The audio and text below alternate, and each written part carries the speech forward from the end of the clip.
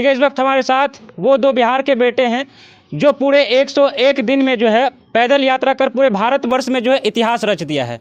हम आपको इसके बारे में बताएं। सबसे पहले आपको बता दें कि ये जो है प्रयागराज निकले थे महाकुंभ पैदल यात्रा, फिर उसके बाद काशी गए, उसके बाद अयोध्या गए, फिर माता वैष्णो देवी का जो है यात्रा करके आज जो है रामनवमी के शुभ अवसर पर जो है घर वापस आए हैं। कहे तो पूर्णिया की इस पावन धरती में इनका जो है पुनः जो है भव्य तरीके से स्वागत किया गया है और इनके स्वागत में पूरे गांव के साथ साथ पूरे पूर्णिया के लोग बाजे गाजे के साथ माँ काली मंदिर में जो है इसका भव्य तरीके से स्वागत किया गया। सबसे पहले आपको जो फिर से एक बार माँ पूरन देवी की धरती पूर्णिया में स्वागत है। धन्यवाद। कैसे हैं आप? बहुत बढ़िया। बहुत दिन के बाद आप पूर्णिया की धरती में फिर से रिटर्न आए हैं, कैसा लग रहा है? बहुत अच्छा, बहुत अच्छा, आप कहाँ कहाँ घूमे अब तक? सबसे पहले हम गए थे काशी के बाद महाकुंभ से अयोध्या से हरिद्वार से माता वैष्णो देवी जालंधर। क्या लगा कि इस उम्र में पैदल यात्रा क्यों करना चाहिए? हमारे अंदर श्रद्धा था कि हम पैदल यात्रा वैष्णो देवी तक जाएं। अच्छा, जिस उम्र में लोगों को जो है नाचने गाने का शौक होता है, उस उम्र में आपको भक्ति का शौक कैसे हो सकता है? हमारे अंदर में सारा चीज़ गुण है। हमारे अंदर नाचना गाना के बाद भक्ति भी है। इससे बड़ी बात है कि हमारे साथ जिस शख्स को देख रहे हैं, इसका उम्र महज जो है 17 साल का एक लड़का जो कि पैदल यात्रा महाकुंभ से लेकर के वैष्णो देवी तक का सफ़र तय करता है। अब हमें यह समझ नहीं आ रहा है कि जिस उम्र में लोग खेलने खाने की उम्र में ये लड़का को भक्ति का भाव कैसे आया और ये सीधा इतना बड़ा कदम कैसे उठा लेता। कैसे हैं? बढ़िया। कैसे सोच लिए कि पैदल जाना है? पैदल जाना है तो ऐसा मौका बार बार नहीं मिलता। मामा जा रहे थे तो मेरे मन में भी जगह कि मैं भी जाऊंगा। डर नहीं लगा कहीं रिटर्न नहीं आ पाए तो? नहीं, कोई डर नहीं लगा। गए हैं तो रिटर्न आएंगे ही। कैसे आइएगा? गारंटी थोड़ी था। गारंटी नहीं था तो फिर भी जाएंगे। तो कोई चीज़ ऐसा भक्ति लेके चले हैं तो जाना है तो आना भी है ना रिटर्न। अच्छा, आप जो है सबसे पहले बताते कि आप जब तक गए किन किन समस्याओं का सामना करना पड़ा? समस्या का बहुत सामना करना पड़ा। कठिन आया, नॉर्मल आया, सब आया, सबका सामना किया हम लोगों ने। अच्छा, जब तक गए जाने में किन किन चीज़ों का आप लोग यूज़ किए? खाना पीना कैसे खाते थे, कैसे रहते थे, कहाँ कहाँ क्या क्या करते थे? खाना पीना खा लेते थे ढाबा पे चाहे किसी होटल पे। रहना सहना पेट्रोल पंप, मंदिर जैसे हो गया। कहीं ऐसा नहीं हुआ कि कहीं रहने गए और लोग मार के भगा दिए? ऐसा कभी फेस करने को? नहीं, ऐसा कभी नहीं हुआ। हम सुने कि आप लोग का सामान भी चोरी हो गया, ये कैसे हो गया? हाँ, वैष्णो देवी गए और उसके बाद रिटर्न जब आ रहे थे तो रास्ते में सामान चोरी हो गया। सामान चोरी होने का रीज़न क्या हो सकता है? आप लोग छोड़ दिए थे या कुछ?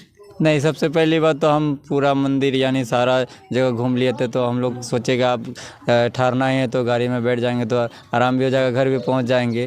लेकिन रास्ते में 15 किलोमीटर चलने का ऊपर बैग लेके 35 किलो का, तो थक गए थे। तो आश्रम था तो वहाँ हम लोग सोए हुए थे और लोग सोए हुए थे तो हम भी सो गए, तो उतने में हमारा बैग चोरी हो गया। जब लोग वैष्णो देवी जाता है तो कई लोगों का एक मानना होता है कि वैष्णो देवी जो है माता वैष्णो का दर्शन करने के लिए जो है कई जो है ऊंचे ऊंचे पहाड़ों का जो है सामना करना पड़ता है। तो वहाँ किस तरीके से आप पैदल गए, उनके बाद उन तमाम पहाड़ों को नांगते हुए जो है माँ वैष्णो तक पहुँच गए, ये कैसे इतना बड़ा जो है परिश्रम को कैसे पास किए?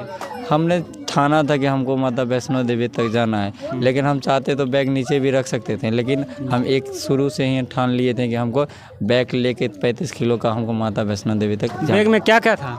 हमारे बैग में लगभग 10 से 12 हज़ार के कपड़े थे न्यू, जो कि यूज भी एक भी नहीं किए थे। और हमारे कैमरे थे, स्टैंड थे, माइक थे, सारा चोरी हो गया। अभी हमारे साथ इनके माता जी हैं। कैसे हैं आप? बढ़िया जी। आपके बेटा जो है फिर से कहे तो कहना नहीं चाहिए, जब आप ये गया तो कहीं ना कहीं हमें ऐसा लगा कि अब ये आएगा या नहीं, ये भी कोई गारंटी नहीं था। आपका एक जवान लड़का जब घर से निकला तो कैसा महसूस होता है? क्योंकि हम आपको सबसे पहले बता दें कि इस दुनिया में सबका प्यार खरीदा जा सकता है, पर माँ वो है जिनका प्यार कभी कोई खरीद नहीं सकता है। कितना दर्द हुआ होगा जब आपका बेटा सब छोड़ करके जा रहा था और आज रिटर्न आया है।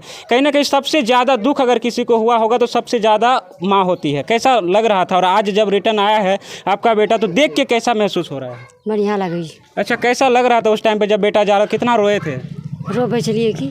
अच्छा, जब आज लगभग 50 कुछ दिनों के बाद 50 या 55 दिनों के बाद आया, कितना रात रोए होंगे बेटे के लिए? बहुत 10-15 दिन रो लिए। क्या सोच कर बेटा को भेज दिया उतना दूर? की करे, मनता वही चलेगा, हमरा जाना होगा, वहाँ पर घूम कर आना होगा। मतलब कि पूरा आप लोग पूरा फुल पावर दे रखे थे कि जा सकता है ना? हाँ जा सकता है। चलिए ये तो रही बड़ी बात कि ये थोड़ा सा एज वाले हैं। ये जिस शख्स को देख रहे हैं ये बड़ी जो है कहे तो इनके विषय में बोलना काफ़ी बनता है कि इसके हमें लगता है कि इससे ज़्यादा बड़े हम भी हैं और हमें आज तक जो है भक्ति का वो भाव नहीं जगा। अच्छा, इस उम्र में जब आप गए पढ़ाई लिखाई छोड़ के आपको भक्ति भाव में कैसे इतना रुचि कैसे आ सकता है? पढ़ाई लिखाई तो होता ही रहता है पर भक्ति रुचि बार बार नहीं आता है। आप भविष्य में क्या करना है? एकदम पूरा मतलब पूरा तीर्थ यात्रा करके आए हैं, भविष्य में क्या करना है? पढ़ लिख के कुछ बनना है। अब पढ़ाई को कंटिन्यू करना है। हाँ। अब तो पूरा टोला मोहल्ला में अब चर्चा का विषय बन गए होंगे कि इतनी कम उम्र में जो है वो भी पैदल यात्रा कर करके आप जो है आए हैं, है ना? हाँ। और वो भी पूर्णिया की धरती में जो है सबसे पहले बता दें कि पूर्णिया में जब इनका एंट्री हुआ तो कई सारे जो है सांसद विधायक भी इनका स्वागत में आए। कहा जाए तो हम लोग भी सुबह से इनके साथ ही थे। तो किन किन नेताओं को जो है आपने अब तक याद किया और कौन कौन जो है जो आपके सहयोग में अब तक आ चुके हैं?